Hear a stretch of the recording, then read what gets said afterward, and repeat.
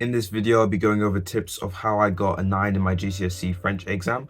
Well, the 4 exams I took for GCSE French, and this applies for any language that you're taking for GCSE, like Spanish or German. So let's get straight into the video. My first tip is to learn it like an actual language. What I mean by this is to do everything a normal language learner would do for a language, but do it for your GCSE language. For me, that would have meant watching TV shows in French or watching TV shows in English but putting French subtitles on the bottom. It also meant that I was constantly using Duolingo. I got to a 97 or 93 day streak before I lost it and then never tried to regain it. But I did consistently use Duolingo like a normal language learner would use. Now you may have heard, oh yeah, Duolingo isn't really good. It gives you really simple sentences, but that doesn't matter. The simple sentences still teach you things, and it still teaches you a lot about grammar, spelling, and pronunciation.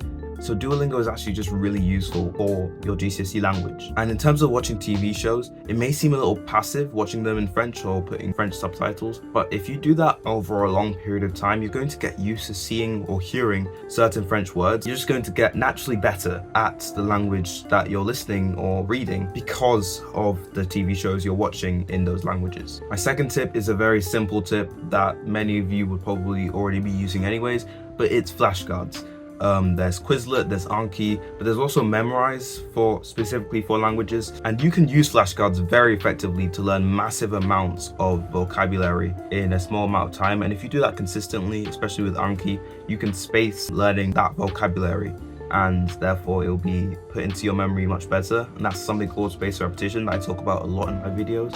I'm not going to go into too much detail, but basically the longer intervals you spend learning a certain thing, the more it's going to go into your memory. Another thing people really need to know is that you do not need that much knowledge of the language you're studying to get a 9. A good standard amount that gets your point across properly and effectively with different grammar points will be more than enough to get you a 9. And that's why it's important to focus on grammar as well as vocabulary, because it's not necessarily the vocab that gets you the marks, it's the grammar. Like going from using just the past and future tense to going and using the conditional and imperfect tense can move you from a 4 to a 9 very easily. And the simple way to learn how to do this is to learn how to conjugate the different verbs into the forms that allow you to use that specific tense. And if you don't really know what that means, your teacher can easily tell you about that because they've been teaching that subject for a long time. They know what conjugate means. They will know how to easily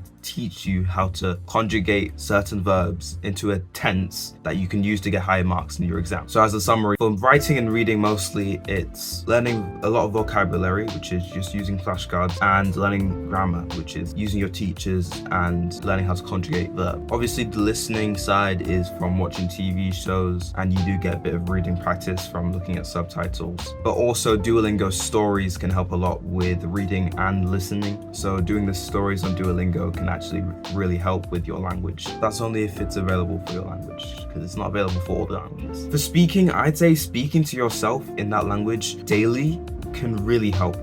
For a good while, I just spoke to myself in French inside my head when I was just by myself, and not like out loud. You don't have to do it out loud, but just speaking to yourself in general in your mind while you're doing daily activities can really help foster a good kind of pronunciation of the language, or just a way of speaking that will get you high marks when you eventually come to do your speaking test. Obviously, it does also come down to memorizing the paragraphs that you eventually have to do for your speaking test, but that is just flashcards, like breaking them down into different parts and then putting them in flashcards, and just, well, reading them, covering it, and trying to remember it. I definitely did way worse on it than I did for my other exams. My other exams, the reading, writing, and speaking were generally all really easy for me because I was so prepared.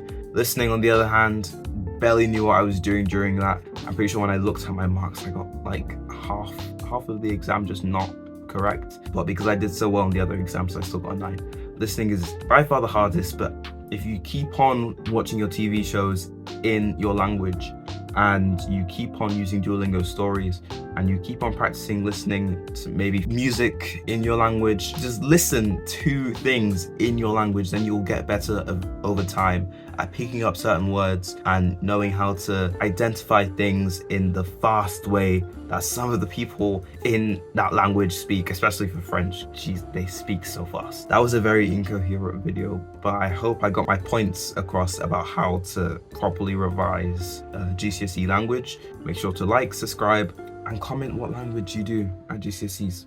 And I will see you in the next video. Goodbye.